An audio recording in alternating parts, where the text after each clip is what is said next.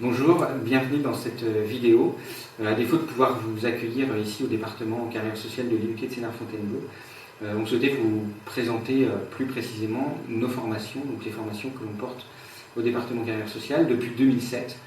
Donc 2007 à partir duquel on a pu travailler nos formations avec un réseau de partenaires étendu sur le territoire, avec lesquels donc, on a pu travailler et faire évoluer nos formations pour pouvoir répondre aux besoins importants d'emploi dans le champ d'intervention sociale à niveau Bac+3 et au-delà.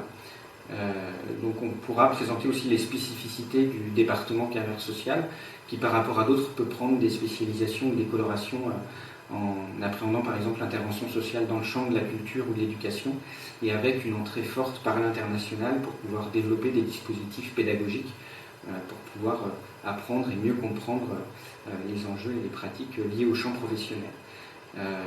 Donc nous pensons l'intervention sociale comme le fait de contribuer, d'initier des actions avec et pour les populations et les publics, des visées de transformation sociale pour les individus qui visent à résoudre ou à améliorer des situations en lien avec les questions de citoyenneté, de diminution des inégalités par exemple, ou encore de participation.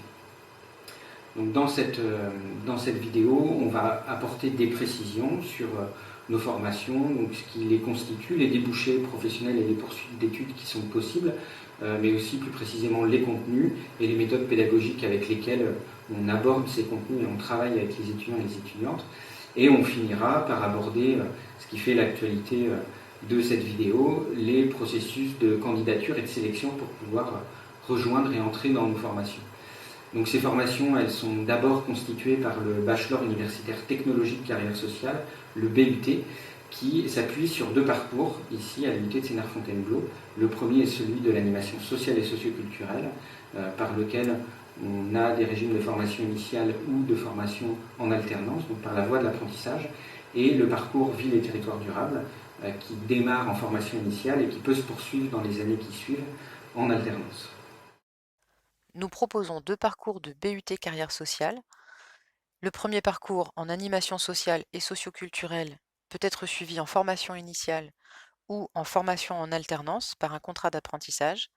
Et le second parcours, ville et territoire durable, qui commence en formation initiale la première année et se poursuit en formation en alternance. Nous proposons également une licence professionnelle intervention sociale, parcours coordination et développement de projets pour les territoires.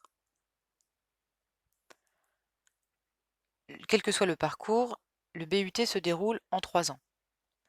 Il correspond à une licence professionnelle, soit 180 ECTS. À l'issue des 3 ans, les étudiants peuvent se diriger vers l'emploi ou poursuivre leurs études vers un master en intervention sociale, en sciences sociales ou en sciences de l'éducation. Le département est coporteur d'un master de formation des cadres de l'éducation populaire. Il est également possible de sortir au bout de 2 ans du BUT, à la fin de la deuxième année, en validant un DUT, un niveau Bac+2, soit 120 ECTS, qui peut permettre de s'orienter vers l'emploi ou de poursuivre par une licence professionnelle d'une année en management des associations, communication des associations et des collectivités, intervention sociale, sciences de l'éducation, une licence qui permet de se spécialiser sur une problématique ou un public ou de développer de nouvelles compétences. À l'issue de la licence professionnelle, il est possible de se diriger vers l'emploi ou de poursuivre vers un master. Quel débouché? L'option animation sociale et socioculturelle forme des professionnels cadres intermédiaires de l'animation qui peuvent être employés en collectivité ou dans le secteur associatif. Les étudiants diplômés du BUT animation sociale et socioculturelle peuvent devenir coordinateurs ou coordinatrices de projets ou de dispositifs éducatifs, sociaux, culturels, d'insertion, de prévention, d'accompagnement de publics spécifiques. Ils peuvent également devenir directeurs ou directrices adjoints, directeurs ou directrices d'équipements à caractère éducatif et social. Ils travaillent dans le secteur associatif, les centres sociaux, les équipements de quartier ou les collectivités territoriales, soit dans des services municipaux ou dans des équipements culturels et sociaux, dans des missions locales, des associations ou fédérations d'associations, des maisons de retraite, des organismes de prévention, etc. Le parcours ville et territoire durable forme à la coordination de projets et à la gestion urbaine de proximité, autour de questions aussi diverses que l'accès au logement, l'aménagement des espaces publics, le développement culturel ou la redynamisation économique. Les diplômés travaillent dans des collectivités territoriales, chez les opérateurs de logement social, les aménageurs ou dans des associations. Ils et elles animent des dispositifs de concertation et de mobilisation des habitants et assurent le suivi administratif et technique des projets urbains. Ces parcours s'appuient sur 5 compétences majeures qui vont être travaillées tout au long des 3 ans et qui vont structurer chaque année. Les parcours ont des compétences communes, donc qui sont communes à l'ensemble des parcours carrière sociale. La première est de concevoir des interventions adaptées aux enjeux de la société, et la deuxième est de construire des dynamiques partenariales. Puis, chaque parcours va avoir 3 compétences spécifiques. Pour le parcours d'animation sociale et socioculturelle, la première compétence spécifique est de renforcer les capacités d'action individuelle et collective des publics. La deuxième est de mettre en œuvre des démarches éducatives et des techniques d'animation dans une démarche de projet. Et enfin, de contribuer au développement du champ professionnel de l'animation. Pour le parcours ville et territoire durable, la première compétence spécifique est d'élaborer des diagnostics de territoire. La deuxième, de communiquer avec les publics et les acteurs territoriaux. Et la troisième, de conduire des projets pour des territoires en transition. Chaque année correspondra à un niveau de ces compétences-là et on va monter en compétences pour pouvoir valider ces compétences chaque année. Ce qui est important pour nous, pour ces deux parcours de formation, c'est la capacité à entrer en relation, à accueillir l'autre dans toute sa diversité et aussi de construire singulièrement son positionnement professionnel. C'est aussi de mettre la question du sens au cœur de la formation, c'est-à-dire qu'au-delà des outils et des méthodes d'intervention qui vont être acquises par les étudiants et les étudiantes, on essaye de les accompagner à s'interroger, à questionner le pourquoi de l'intervention, à réfléchir d'abord aux besoins de transformation. Nous construisons des dispositifs dans lesquels les étudiants peuvent s'engager, dans des dispositifs par exemple d'échange entre pairs, mais aussi auprès des partenaires, des différents acteurs du champ professionnel impliqués dans notre formation. Cette façon de construire nos dispositifs se fait aussi par la transversalité. L'équipe pédagogique construit collectivement des dispositifs qui vont favoriser des apprentissages transverses et permettre de faire du lien entre les différents champs théoriques abordés dans la formation. Cela peut se traduire aussi par des dispositifs partagés et co-animés par plusieurs enseignants. C'est par ce biais que nous essayons de proposer une formation dynamique, mais qui ne peut l'être qu'avec l'engagement des étudiants, dont on va attendre qu'ils soient acteurs ou qu'elles soient actrices de leur formation et engagés vraiment dans la construction de la formation avec l'équipe pédagogique. Cette dynamique-là, elle se fait pour nous sans renoncer à l'exigence universitaire. Tout au long des 3 ans, la formation en BUT permet d'acquérir de solides méthodes de travail. Les différents travaux amènent les étudiants et les étudiantes à se documenter, à conduire une recherche, apprendre à qualifier leurs sources. Ils et elles vont se confronter à la production scientifique par la lecture d'articles scientifiques ou d'ouvrages, afin d'apprendre à étayer leurs réflexions et leurs analyses. Ils et elles apprennent à rédiger et à construire des écrits argumentés. Pour cela, nous mettons en œuvre une pédagogie active ou une pédagogie inspirée des pédagogies institutionnelles. Les différents cours ont lieu sous forme de cours magistraux, mais surtout de travaux dirigés, de travaux pratiques ou d'ateliers, où les étudiants et étudiantes sont régulièrement mis en situation de travail de groupe, dans le cadre d'un cours ou commun à plusieurs cours, et toujours en lien avec les terrains. Nous favorisons une confrontation avec les terrains professionnels, en travaillant à l'échelle d'un territoire, d'une structure et au contact des publics. Cette confrontation se fait au moment des stages, qui rythment les 3 années, et qui ont régulièrement lieu à l'étranger, parfois jusqu'à 30% de nos promotions. Cette confrontation se fait aussi au moment de travaux structurants comme le diagnostic de territoire ou la mise en œuvre de projets tutorés, et pour les étudiants en alternance, par un contact régulier avec les publics, les structures dans lesquelles ils sont employés. La formation est aussi rythmée par des interventions régulières de professionnels, des visites de terrain et des dispositifs particuliers comme des pratiques de créativité avec les artistes ou des voyages d'études à l'étranger. Plusieurs de nos formations s'appuient sur l'alternance, principalement par la voie de l'apprentissage, pour pouvoir porter ces enseignements. C'est le cas d'un groupe du parcours animation sociale et socioculturelle et d'une partie du parcours ville et territoire durable. Alors, être en alternance, c'est être 2 jours par semaine à l'université et 3 jours par semaine d'être sur un terrain professionnel avec un contrat d'apprentissage. Et pour nous, ce qui est important dans cette forme de formation, c'est de pouvoir s'appuyer sur des allers-retours entre l'université et le terrain professionnel. Donc ces allers-retours, c'est de pouvoir s'appuyer sur les expériences professionnelles et de pouvoir délivrer des enseignements qui vont pouvoir être remobilisés sur le terrain. Donc on s'appuie sur des dispositifs pédagogiques particuliers tels que le diagnostic, le projet tutoré, le mémoire, ou les analyses de pratique par exemple. Et ce travail-là va être suivi par un membre de l'équipe pédagogique qui sera tuteur ou tutrice de l'apprenti et par une personne dans la structure qui sera le maître ou maîtresse d'apprentissage et qui vont se partager ce suivi avec le volet universitaire et le volet professionnel. Nous nous appuyons beaucoup sur l'international pour pouvoir étendre les espaces d'apprentissage, de découverte et de compréhension pour nos étudiants et étudiantes. Donc tout d'abord, c'est à partir de partenariats que l'on a avec des universités à l'étranger, et notamment l'Université du Québec à Montréal, au Canada, mais aussi l'Université Alberto Hurtado à Santiago du Chili, qui peuvent accueillir nos étudiants et étudiantes au cours de semestres à l'étranger, donc qui accueillent nos étudiants et étudiantes pour des enseignements, mais aussi des expériences professionnelles et des expériences d'engagement. Nous organisons également des voyages d'études pour nos promotions, donc qui sont des dispositifs pédagogiques qui croisent des enseignements et qui sont le lieu de découverte pour aller à la rencontre de collectifs militants, professionnels, des bénévoles, qui permettent de pouvoir observer d'autres contextes sociaux et d'autres contextes d'intervention et qui permettent par ce déplacement du regard de mieux comprendre aussi les contextes qui nous semblent familiers.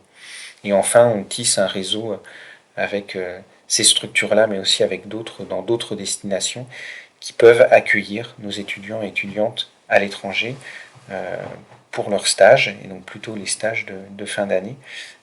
Et donc c'est une particularité du département, on peut avoir jusqu'à 30% de stages qui se déroulent à l'étranger. Les dispositifs de formation sont portés par une équipe permanente, interdisciplinaire, qui est composée de 7 enseignants-chercheurs en sociologie, sciences de l'éducation, sciences politiques ou géographie urbaine, de 5 enseignants du second degré détachés dans le supérieur, qui enseignent la communication, la gestion, l'anglais, l'éducation socio-culturelle ou la géographie, de 3 professionnels associés, qui enseignent le droit, l'analyse des champs professionnels ou les sciences politiques, et de 2 gestionnaires pédagogiques. L'équipe est complétée par un ensemble d'intervenants extérieurs et de professionnels du champ qui apportent leur domaine d'expertise, leurs connaissances et leurs expériences. Elle est également entourée d'un réseau d'anciens étudiants. Les 2 parcours sont structurés par un programme découpé en 5 unités d'enseignement. Chaque unité d'enseignement se compose de plusieurs modules, de plusieurs enseignements, permettant de développer des connaissances fondamentales pour lire et comprendre les environnements d'intervention, des compétences techniques et professionnelles, des méthodes d'intervention et des capacités relationnelles.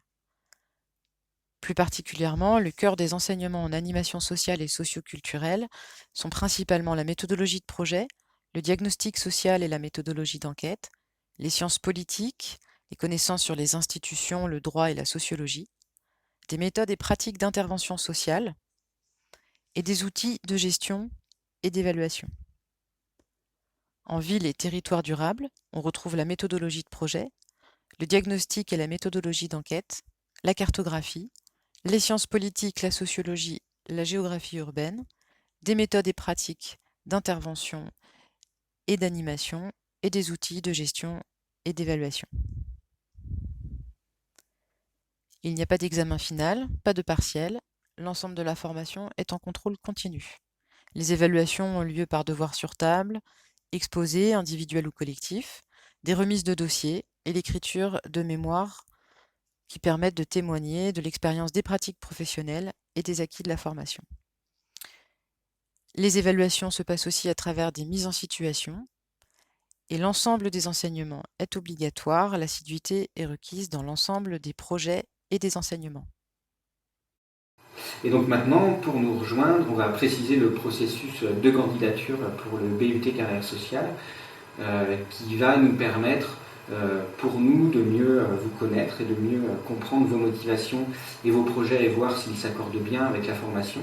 Et pour nous, c'est important que le processus soit le même pour vous, c'est-à-dire que vous puissiez aussi nous sélectionner et identifier si notre formation et la façon dont on l'a présentée jusque-là correspond bien à vos motivations et votre projet de formation et votre projet professionnel.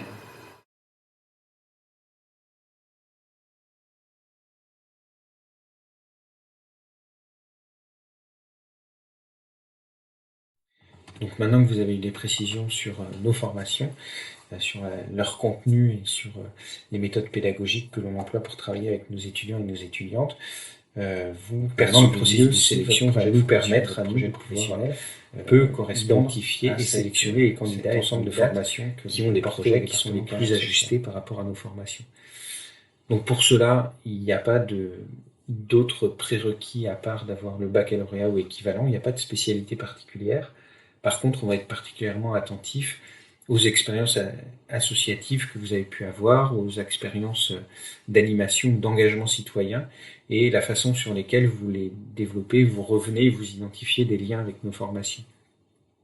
Du fait des exigences universitaires qu'on a pu évoquer précédemment, donc en identifiant aussi les travaux que l'on vous demande, les commandes que l'on passe auprès de nos étudiants et étudiantes, qui s'appuient sur des capacités à pouvoir lire des documents universitaires, à pouvoir produire des analyses et des écrits. On va s'assurer, à partir de vos moyennes générales de première et de terminale, que vous avez bien les prérequis et les bases pour ce travail-là.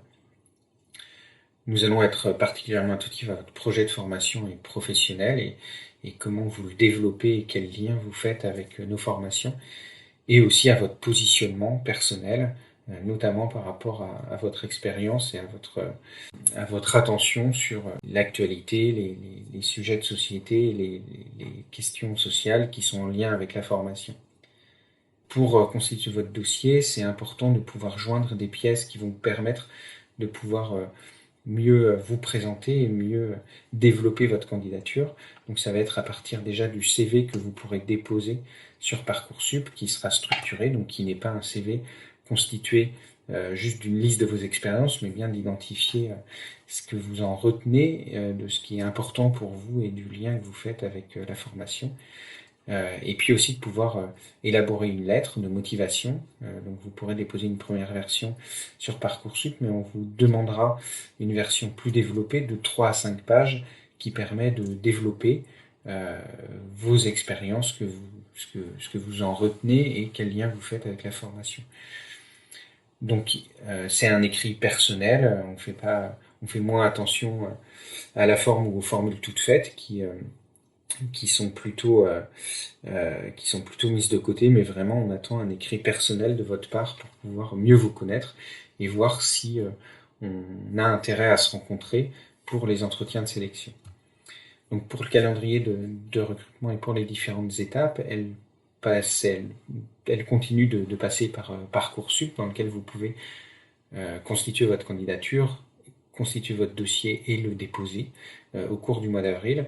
Et donc nous, après, on va étudier les dossiers, on va lire les lettres de motivation pour pouvoir juger de l'intérêt de se rencontrer pour des entretiens de recrutement qui auront lieu du 10 au 13 mai, donc qui seront en présentiel si c'est possible, mais à distance sinon, et qui seront l'occasion de pouvoir se rencontrer, d'échanger et de pouvoir répondre aux questions que chacun peut se poser. Donc nous, des questions qu'on peut se poser sur vos candidatures et vous, des questions que vous pouvez vous poser sur votre formation. Vous obtiendrez ensuite la réponse sur Parcoursup vers fin mai. Et donc, à partir de ces réponses, si vous êtes sélectionné, vous devrez valider votre candidature. Et donc, si vous nous choisissez et si vous êtes sélectionné, on se retrouvera pour la rentrée au cours de la 2e semaine de septembre. Pour l'alternance, il s'agit de la même procédure, mais nous avons une attention plus importante sur votre expérience, puisqu'il s'agit pour l'alternance de pouvoir trouver un lieu d'apprentissage, de pouvoir établir un contrat d'apprentissage et donc de pouvoir avoir un lieu et donc un travail professionnel dès le début de la formation. Donc vous allez devoir chercher un contrat d'apprentissage nous allons vous accompagner pour cette recherche de contrat-là, donc vous ne serez pas laissé seul, on s'appuiera sur vos initiatives et sur vos recherches, mais on vous accompagnera. Et donc ça donne plus de gages ou d'assurance à la sélection d'avoir déjà un contrat et au moins d'avoir entamé ces démarches-là. Mais après, il y a la possibilité de pouvoir signer votre contrat au cours des premières semaines de la formation. Donc le contrat n'est pas nécessairement signé avant le début de la formation. Et donc si vous avez été sélectionné, ça veut dire que on souhaite travailler avec vous et donc la formation est garantie et on verra où vous en êtes de vos démarches pour pouvoir trouver un contrat.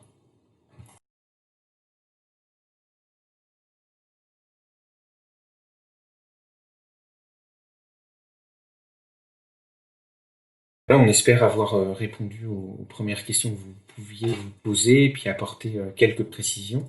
Vous pourrez avoir des précisions à partir d'autres supports qui sont disponibles lors de ces journées portes ouvertes. Même si elles sont virtuelles, il y a des espaces d'échange et de discussion et donc on peut échanger et apporter des précisions dans ces espaces-là. Mais vous pouvez aussi trouver des informations sur notre site internet, donc dcs.eutsf.org,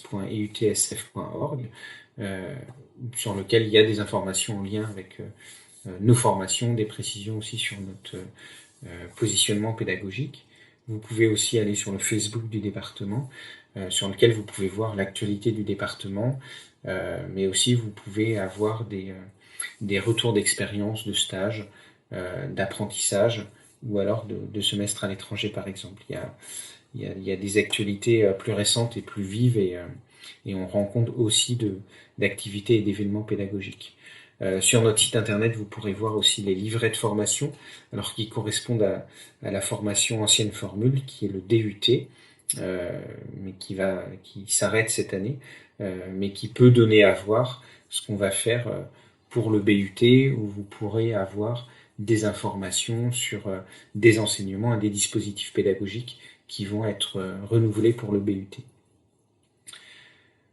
On espère avoir apporté des précisions qui étaient nécessaires pour vous. On vous remercie de votre attention et puis on reste disponible par mail, par téléphone, si vous souhaitez avoir des informations complémentaires. Merci et à bientôt.